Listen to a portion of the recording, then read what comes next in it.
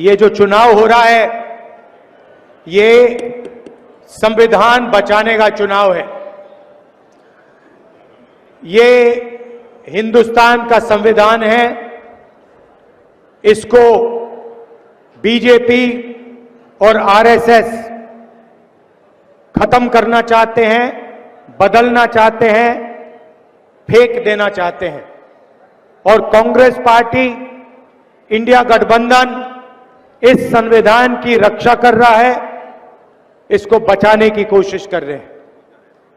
जो भी हिंदुस्तान के आदिवासियों को मिला है, दलितों को मिला है, पिछड़ों को मिला है, आपके जल, जमीन, जंगल का जो हक है वो सारा का सारा इस संविधान ने आपको दिया है। नरेंद्र मोदी चाहते हैं कि इसको परे किया जाए और उनका पूरा का पूरा राज हो और आपके जो अधिकार हैं वो आपसे छीने जाए। ये उनका लक्ष्य है और हम उनको रोकने की कोशिश कर रहे हैं।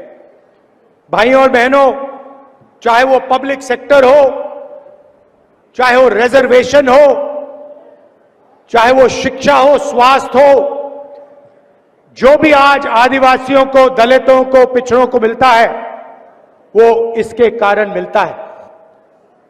और बीजेपी के नेताओं ने साफ बोल दिया है कि अगर वो चुनाव जीतेंगे तो वो इस किताब को बदल के परे कर देंगे।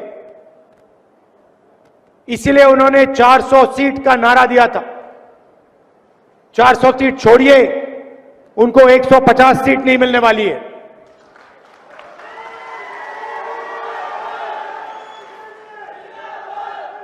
उनके अलग अलग नेता कहते हैं कि हम रिजर्वेशन छीन लेंगे। रिजर्वेशन किससे छीनेंगे? आदिवासियों से, दलितों से, पिछड़े वर्ग से, इन लोगों से रिजर्वेशन छीना जाएगा। और मैं आपको स्टेज से कहना चाहता हूं, रिजर्वेशन को छीनने की बात छोड़िए, हम रिजर्वेशन को 50% से आगे बढ़ाने वाले हैं। इनको जो करना है कर लें। ये जो 50% का लिमिट लगा रखा है, कोर्ट ने लिमिट लगा रखा है, इस लिमिट को हम हटा देंगे, परे कर देंगे और गरीबों को, पिछड़ों को, दलितों को, आदिवासियों को जितनी रिजर्वेशन की जरूरत है उतनी रिजर्वेशन हम देने जा रहे हैं। भाइयों और बहनों, आप देखिए, आपने देखा होगा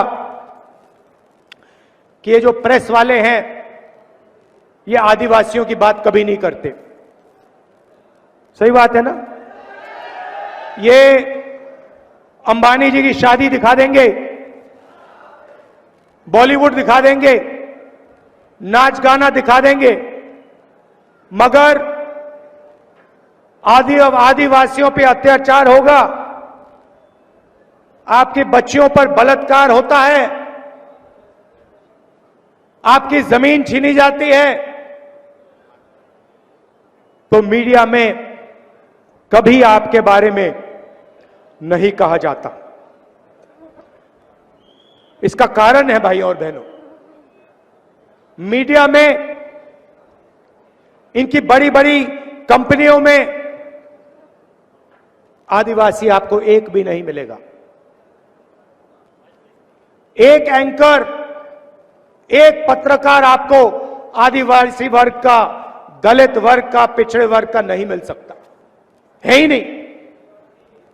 बड़ी बड़ी कंपनियों में देखिए, 200 बड़ी कंपनियां हिंदुस्तान में, उनकी मालिकों की लिस्ट निकालिए, आपको उस लिस्ट में एक आदिवासी नहीं मिलेगा, एक पिछड़ा नहीं मिलेगा, एक दलित नहीं मिलेगा। यह देश की सच्चाई है। और जो आपका है उसको भी ये लोग छीनने की कोशिश करते हैं। हम आपको आदिवासी कहते हैं। आदिवासी का मतलब हिंदुस्तान के इस जमीन के पहले मालिक। अगर आप इस जमीन के, इस जंगल के पहले मालिक हो, अगर हम आपको आदिवासी कहते हैं, तो उस जंगल का, जमीन का अधिकार सबसे पहले आपको मिलना चाहिए। हमने आपको जमीन अधिग्रहण बिल दिया, फॉरेस्ट राइट एक्ट दिया, पेशा कानून दिया, और जो भी हम करते हैं आपके लिए, आपके हक के लिए, जैसे इनकी सरकार आती है उसको रिवर्स कर देते हैं, उल्टा कर देते हैं। भाइयों और बहनों, हिंदुस्तान की सरकार को 90 लोग चलाते हैं, आईएएस अफसर हैं, पूरा का पूरा बजट वो बांटते हैं। 90 में से आप जानते हो आदिवासी वर्ग के कितने अफसर हैं? एक अफसर है। 90 में से एक अफसर आपका है। 8% आपकी आबादी है। पिछड़ों की 50% आबादी, उनके 3 अफसर। दलितों की 15%, उनके 3 अफसर। और भाइयों और बहनों, अगर बजट में 100 रुपए का निर्णय लिया जाता है तो आदिवासी अफसर 10 पैसे का निर्णय लेते हैं। 100 रुपए में से 10 पैसे की आपकी भागीदारी है।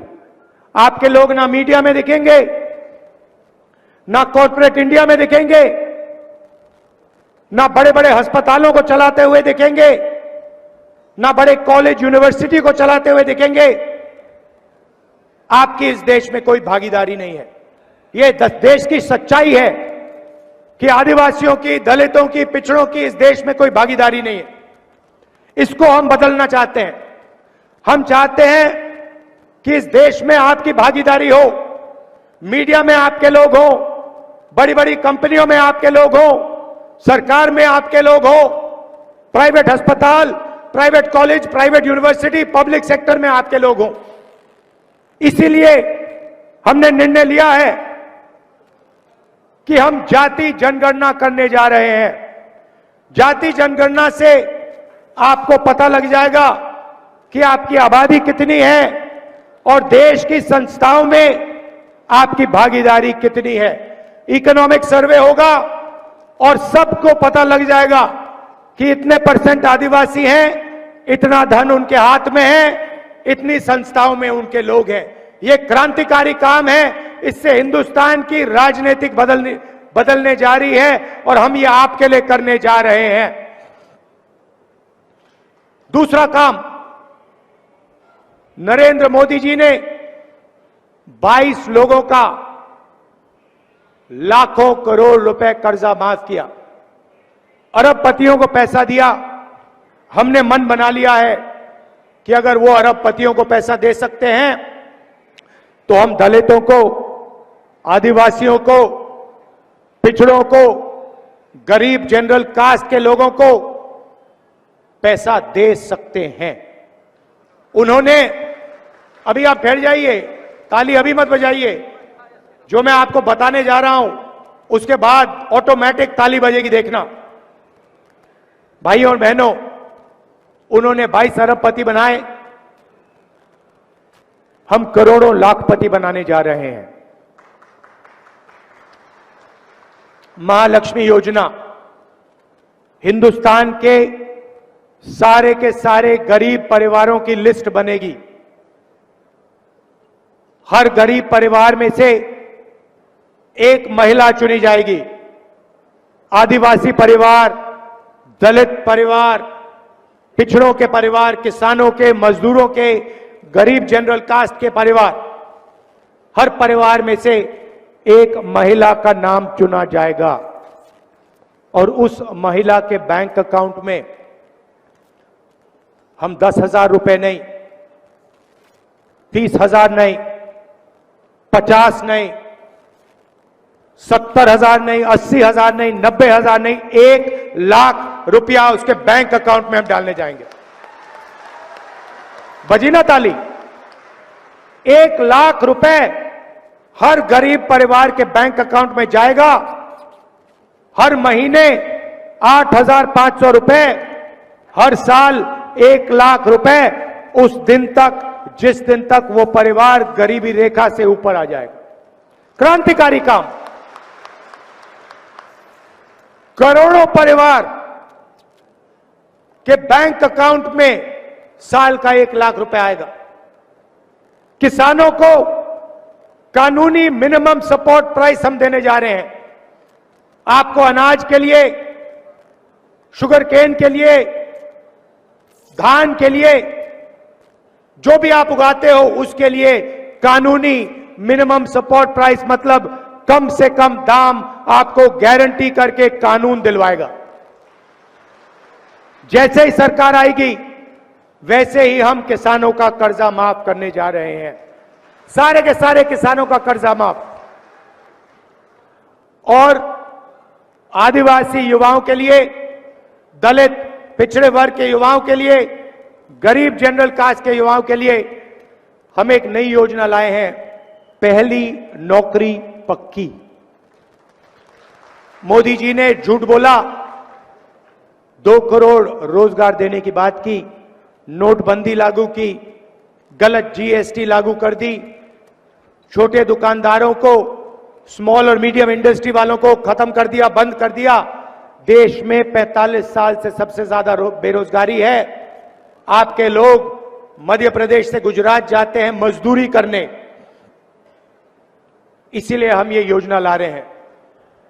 पहली नौकरी पक्की का मतलब, जैसे अमीर घर के बच्चे 1 साल की नौकरी लेते हैं, उसमें उनकी ट्रेनिंग होती है, पैसा मिलता है, वैसे ही हम हिंदुस्तान के सारे ग्रेजुएट्स को, कॉलेज और यूनिवर्सिटी के ग्रेजुएट्स को, डिप्लोमा होल्डर्स को 1 साल की नौकरी का अधिकार देने जा रहे हैं। 1 साल की नौकरी मिलेगी, ट्रेनिंग मिलेगी और 1 साल के 1 लाख रुपए हर युवा के बैंक अकाउंट में हम डाल देंगे, 8,500 रुपए महीने के। भाइयों और बहनों, मैं जानता हूं आप मनरेगा में यहां पे काम करते हो, 250 रुपए आपको मिलते हैं। चुनाव के एकदम बाद 400 रुपए आपको मनरेगा के लिए मिलने जा रहे हैं। और आशा और आंगनवाड़ी की जो महिलाएं हैं, उनकी आमदनी हम दुगनी करने जा रहे हैं। तो ये हमारी गारंटियां हैं, इससे आपकी जिंदगी बदल जाएगी। घर में पैसा आएगा।